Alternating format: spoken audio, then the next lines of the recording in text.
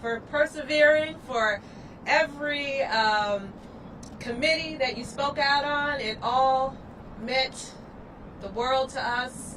Thank you for that as well. Thank you, Mayor, for your leadership here.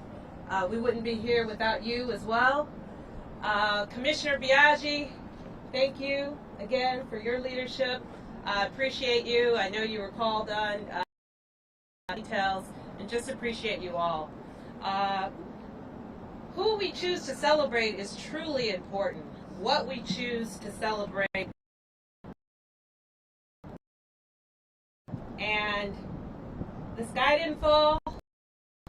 We were still named the best city in the country by Condé Nast because we celebrate diversity. That makes us a more powerful city. That makes us and distinguishes us as being the best, I believe. So I am ecstatic that today we are choosing to raise DuSable to the level of his peers. In other cities, as I've said, Cleveland is named after its founder. Detroit, we celebrate Detroit. Pittsburgh is named after its founder. And so today we are raising, thank you, Mayor, we are raising DuSable to that level of reverence, of really raising our founders up to the level that they need to be. And I'm happy to be a small part of that. So thank you, all of you, for helping to that end. Today is just the beginning of getting even more diversity in our city. And as I said, I appreciate the mayor for her leadership there. And Alderman Moore, thank you so much for all that and will continue to do for our city. Thank you so much. And without further ado, I'd like to bring up our distinguished mayor, Mayor Lori Lightfoot.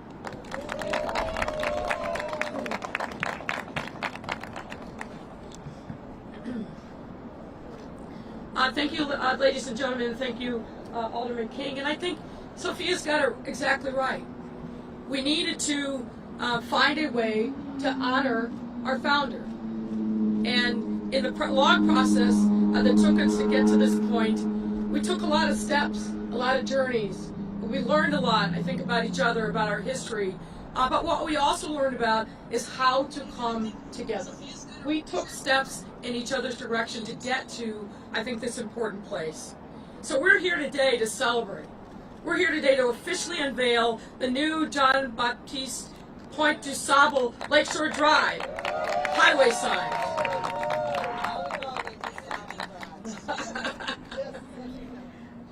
So let's thank Alderman David Moore. David Moore, who fiercely carried this battle forward and got to, I think, a good place. He challenged us, not just to think about ways in which we could honor our founder, but to do it in a way that was consistent with the history that was bringing us to a different and better place. And now, forevermore, people will know the name DuSable. I want to thank Alderman King, who understood the importance of this journey and making sure that we were fighting the fight and, again, elevating our history. She went through and fought that fight herself, and I appreciate her contributions to this. Let me also thank Black Heroes Matter Coalition President Ephraim Martin, who, as Alderman King said, literally every city council meeting, every hearing, he was present and being very consistent in his messaging around the importance of this moment. Let me also thank our great CDOT Commissioner, Gia Biaggi, because it's her folks that talked with the state, figured out how we could get this done, and do it in a way that really honored and celebrated our founder. Let me also recognize Jose Rios, the regional engineer for IDOT District 1, who's also been really important in helping carry this forward. So, you know me, I love history, so let me share a little bit of knowledge here. Over 200 years ago, Jean-Baptiste Pointe DuSable a Haitian-born son of a French sailor and enslaved African woman, arrived in New Orleans. From there, he traveled up the Mississippi River to current-day Peoria, where he married a Native American woman, Kittihawa, in a tribal ceremony. Together in 1779, they established the first permanent settlement along the northern bank of the Chicago River near Lake Michigan.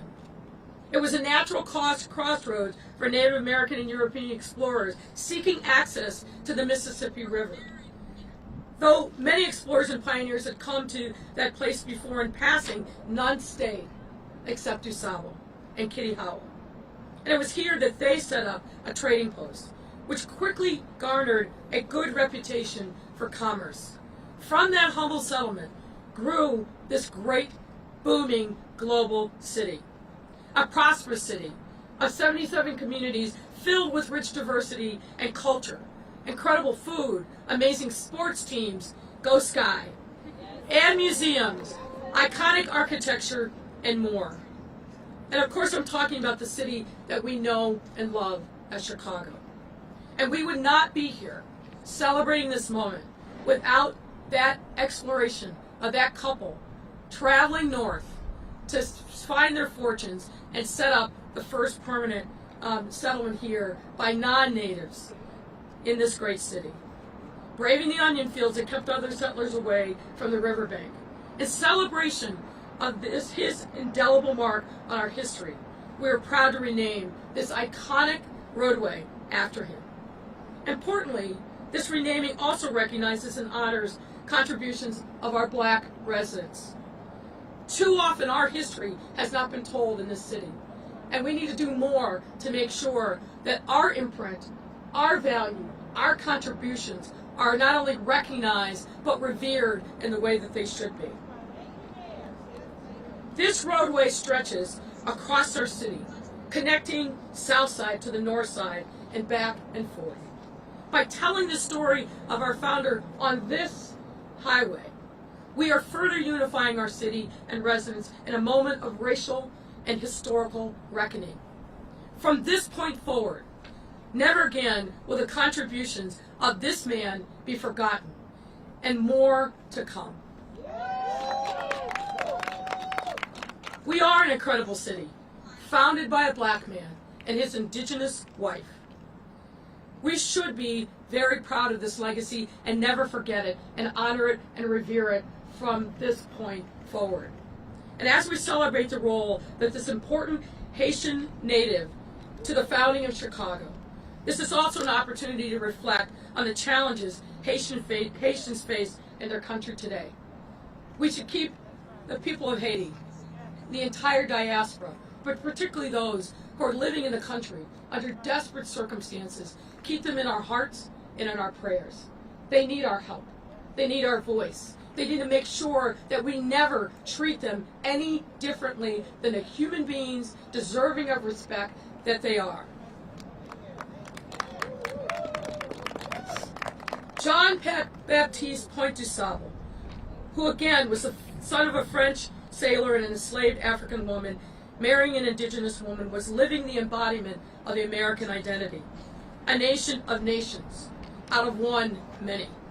And one of the things that I'm most proud of as mayor is the work that we've done to become one of the most welcoming cities in the country to immigrants and refugees from across the globe.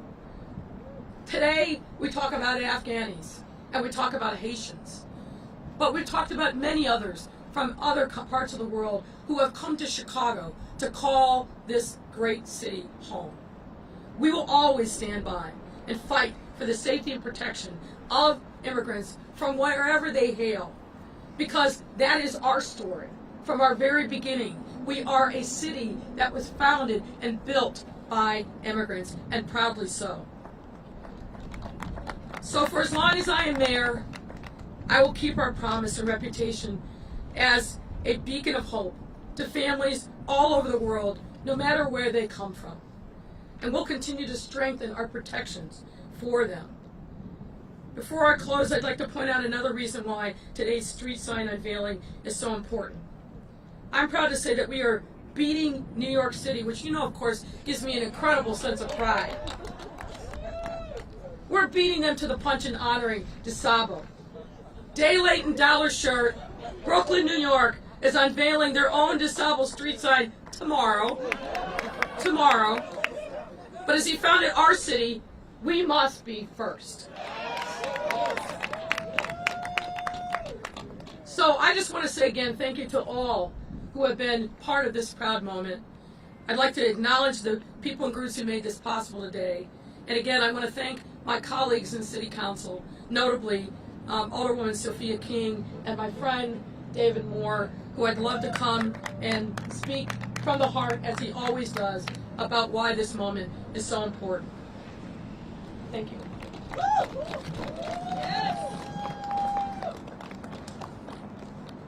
Thank you, Mayor. There's a scripture that says, trust in the Lord with all of your heart and lean not toward your own understanding, but in all of your ways, not some, but in all of your ways, acknowledge God, and He'll direct your path. Sometimes I don't know where to go. Sometimes I don't know what to do. But when I acknowledge Him, He directs my path. And one of the paths that He directed, I don't know why He had me to be on that boat that day when we were taking a tour, and the person did not acknowledge Jean-Baptiste Pointe DuSable. He talked about Al Capone. He talked about everybody. But he did not talk about Jean-Baptiste Pointe DuSable. I don't know why he directed my path to Alderman Sophia King, who is a fierce leader in this city council. And before I moved, he said, you must have her on your team. And without her, I could not have done this. Thank you so much, Alderman Sophia King. I also want to thank our Commissioner, Gia Biaggi, which you all don't know. You all don't know the things that go on behind the scene and the challenges that some of our commissioners and people have. But what you can appreciate about people is their integrity, their honesty, and their forthrightness. Commissioner Biaggi was that person, and for that I appreciate her and her team. I want to thank the mayor for her leadership. People have asked me, and it don't frustrate me, but it concerns me. People say, is there a problem? Are you all at odds? And we never were. People, you have to understand, everybody have their own different challenges and their reasons they have to deal with. But you you can agree to disagree without being disagreeable. And that's what we determined to do, and we were able to get here by doing that. So thank you so much, Mayor. For me, I've been a person who not get excited about standing up after things I've done, but I'm excited about the challenge. When I got into office, one of the things that we had to vote on was, under Rahm Emanuel, was the Barack Obama Library, which I was totally in support of. But we also had to vote on redoing the streets around there, and I didn't have streets in my ward done. And so I said, I'm not voting for that. They said, well, you're going to be the only no vote, and that's going to, you're up for re-election. They're going to say, you didn't vote for this. I said, that's a seat I just have to lose then. Guess what? We got our streets, and I was able to support. I supported this mayor when others wouldn't, and I got beat up for it. I stood the course. I stood up and fought for DuSable Lakeshore Drive. I stood the course. So it's not about me. I take on issues that people are not willing to take on, but for the benefit of the people, not for the benefit of myself. And so continue, and I want our children to learn that lesson.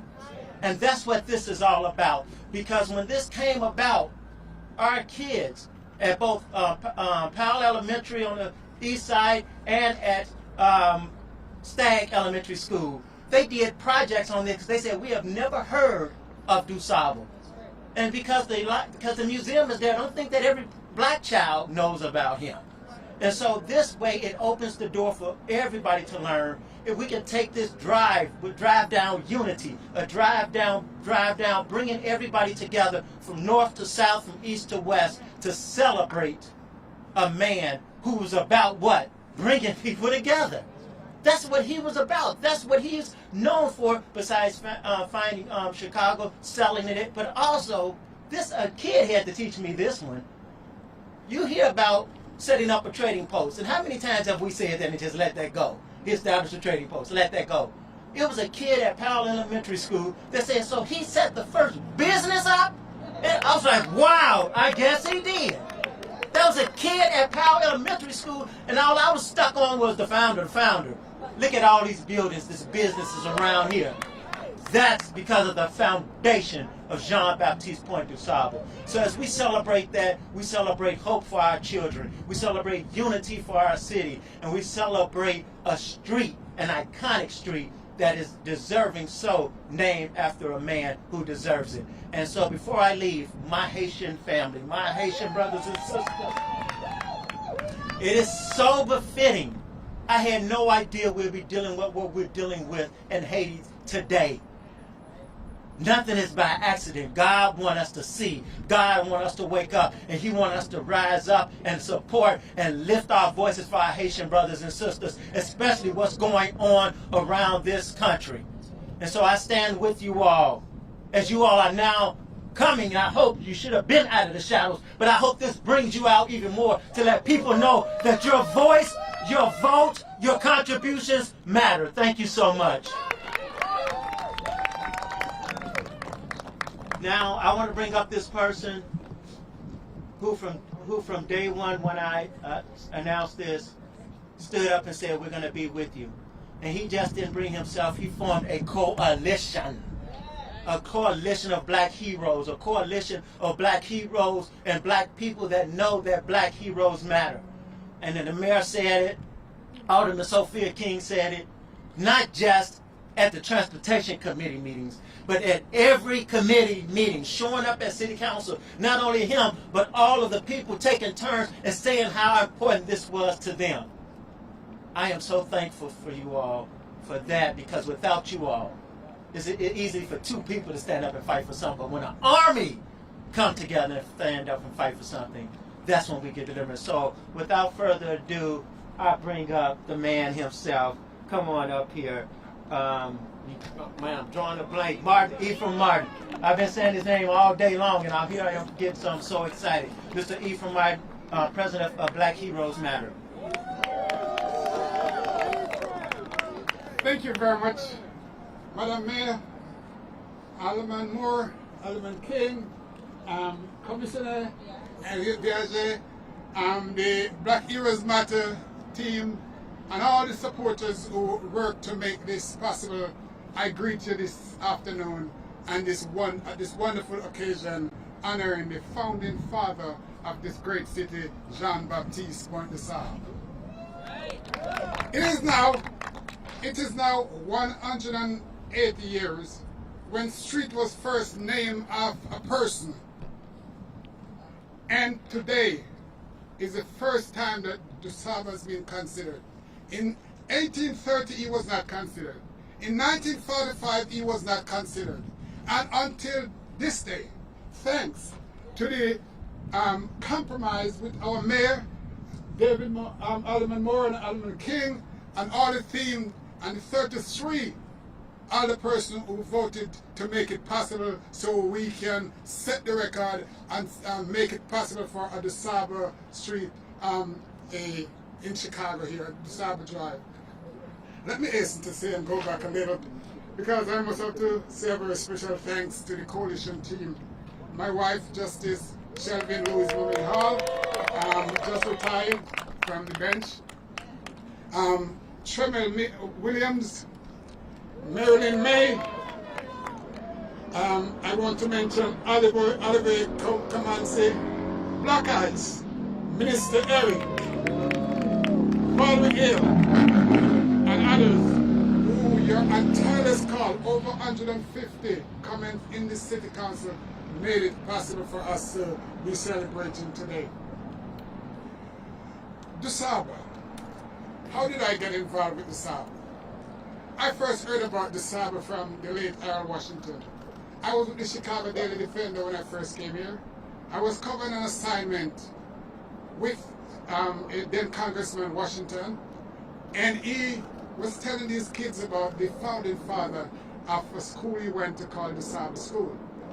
It was surprising to me because I didn't know that. But in 1993, I went into the Historical Society and I was greeted with a sign saying, Kedzie is the father of this great city. And that's when it all started. At our various events over the year, the Chicago Music Awards, the Festival of Life, the International Music Awards, we try to place attention on DuSable, draw attention to the work of this great man. Following the death of George Floyd, we said enough was enough. And we joined force with Alderman Moore and Alderman King to make sure that we fight and we never back off until victory for the founding father of this great city. And I'm so thankful for the mayor because the mayor, let me say this, over the years, 240 years, no one has ever offered $1,000 or $50 to do anything for the work of DuSable. None of the mayors that I'm aware of. But the mayor, this mayor, Mayor Lightfoot, 40 million, she's saying 40 million.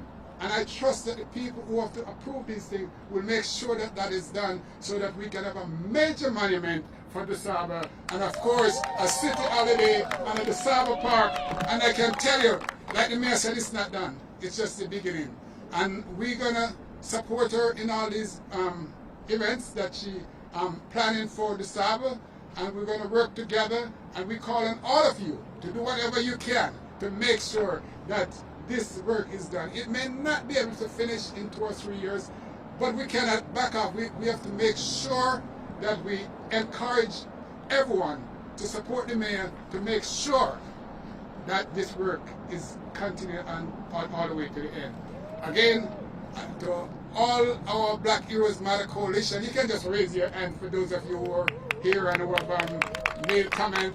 Because of the short time, we weren't able to get everyone, but we want to say a very special thanks to all the people in the media, the international media, throughout the Caribbean, and of course New York and elsewhere who helped us last year all the way. We want to say thanks to them and the local media here. We want to say a very special thanks to each and everyone for making it possible. Thank you all. Okay, well, I think, so I'm Commissioner Biaggi with CDOT, and we're here at the moment, right? This is the first sign, and you're going to see signs go up, all up and down the drive over the next couple of days. I think it's really significant that we're standing across from Ida Wells, and now Jean-Baptiste Pointe DuSable. That means something, right? And we're here because of advocacy that you've heard about. We're here because of leadership that you've seen, and we're looking forward to all of the ways that we can celebrate our story that is shared here in the city. So thank you for all the pursuit of making this happen. I want to thank our sign shop that's out here today. There we go, fabricating signs, making sure they get it right. Our engineering division out here as well, finding steel wherever we could, chasing the supply chains to make this happen today. And as well, our friends at the Illinois Department of Transportation, who were really great partners on us, making sure we could get this done. So with that, I want to thank everybody for coming out today. And again, thanks to everyone up here behind me in the audience and across the city who brought us to this moment. So thank you so much for coming today. And I think we have a little gift for each of the folks up here.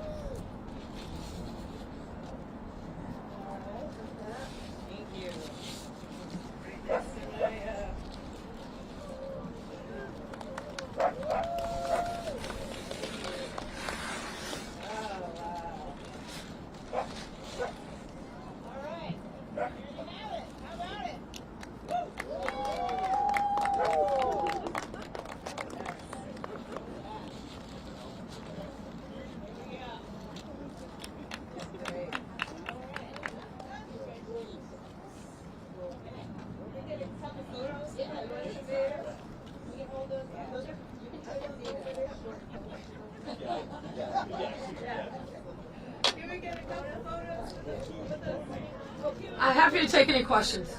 Thanks a lot, Mayor. We're going to kick it off with Heather Sharon from WTTW. 2 questions per reporters, folks. Thank you.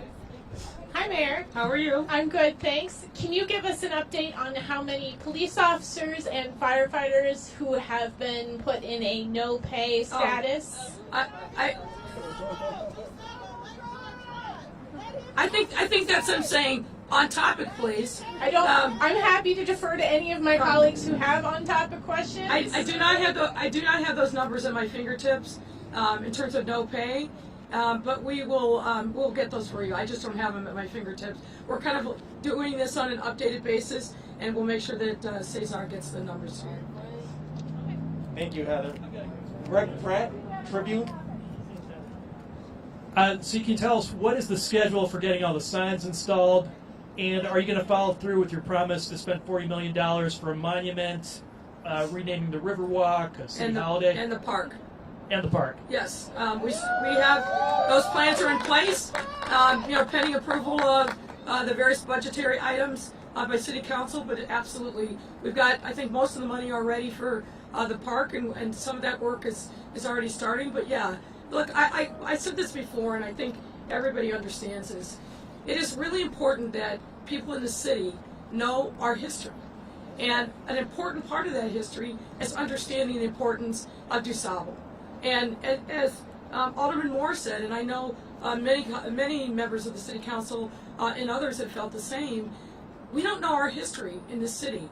And we need to know it from the very beginning. And that's why really honoring and uplifting DuSable is really important. I think the plan that DCASE and the Park District put together along the Riverwalk, where we would use that as a gathering place to do tours, to do educational seminars, is a fantastic opportunity to really engage the public in knowing a crucial part of our history.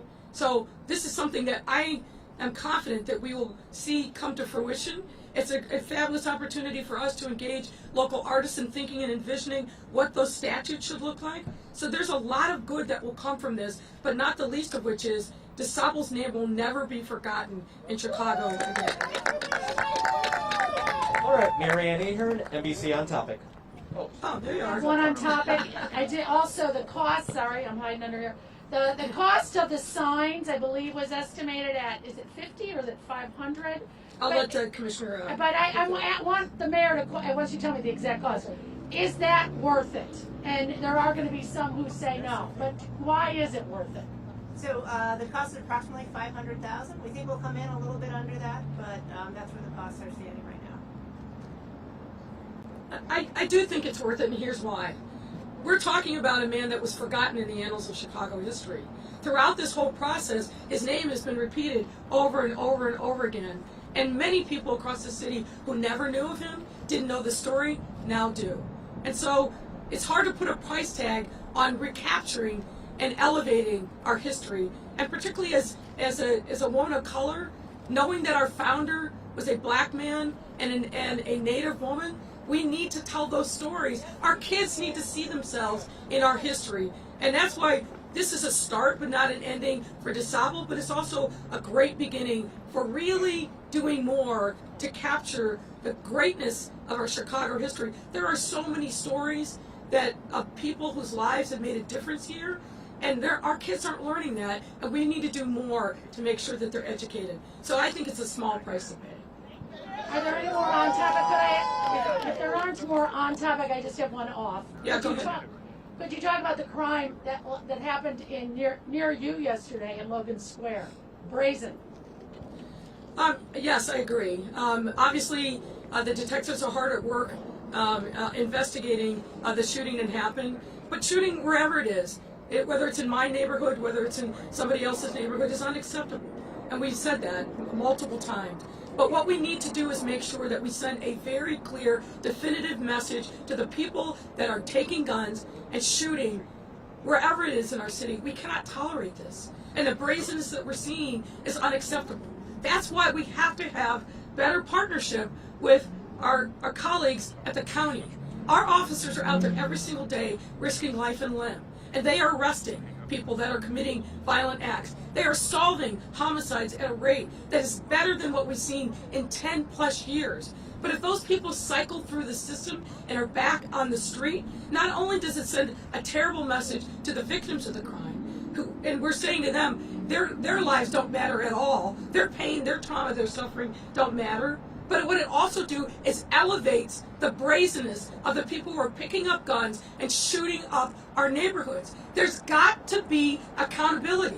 There's got to be accountability. We teach our kids that from the earliest stages of their life, that actions matter. But if we don't have a criminal justice system that holds the most dangerous people accountable, then what we're saying is they get a pass, and then the next one gets a pass. And that's where we're at. We're on that precipice right now. And we've got to turn this around, and the only way to do it is to take dangerous people off the street and hold them accountable. I'm not saying locking up nonviolent offenders. I think we all realize that Cook County Jail can't be a debtor's prison, and we can't be destroying people's lives when they've been caught up in something that is not serious, that is not violent. But for the violent ones, for the killers, for the attempted killers, for the rapists, for the carjackers at gunpoint, yeah, I don't think they should be walking the streets.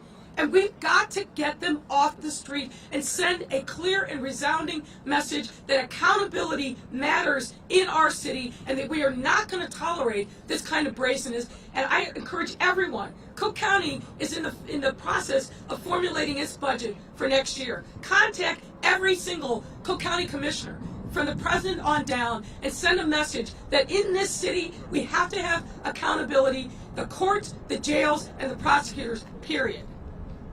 Thank you, Mayor. On your left side, Greg Pratt, Tribune. Hey, Greg. Hey, Mayor, how are you? Good. On the FOP thing, I know you don't have numbers, but the judge today ruled in your favor, in the city's favor, and was talking about how people need to remember that both sides of this dispute, all sides of this dispute, are in public service. Can you talk about where you are in those talks with the FOP generally, and where we stand right now? Yes. Look, fundamentally, as I've said over and over and over again, this is about making sure that we create the safest workplace possible. And we know with this deadly virus still raging, still killing people in our city every single day, the only way that we can maximize that is to get people vaccinated. I've heard from countless numbers of city employees who say they're nervous about not knowing who they're sitting next to in a cube, riding in a car, being in a work environment where they don't know whether or not their colleagues are vaccinated and getting tested. And that's what this is truly fundamentally about. And as we've demonstrated, we're not asking for extensive amounts of medical history. All we're asking is, are you vaccinated? Yes or no? And if no, sign up for the testing option. It shouldn't be that complicated. And if what we see, and we look at the numbers, and I'll take the police department as an example, over 84% of the people who have signed up are vaccinated. So what is this really about? What is this really about? And what I would just say to those young officers, those young firemen, you do not want to be led over a cliff without a parachute. You do not want to have in your personnel history the fact that you refused an order from your chain of command. No one will think that that's acceptable, and we certainly don't either. This is a condition of employment. People have to abide by the rules. We can't have the people that we are asking to enforce the law to act like they are above the law. Period. People just need to sign up and be in compliance. And I'm confident that the numbers will continue to rise as they have all week long, and that people are going to wake up to the reality that they are being led over a cliff by someone who's already destroyed his career. I urge our young officers, our firemen, not to follow that example.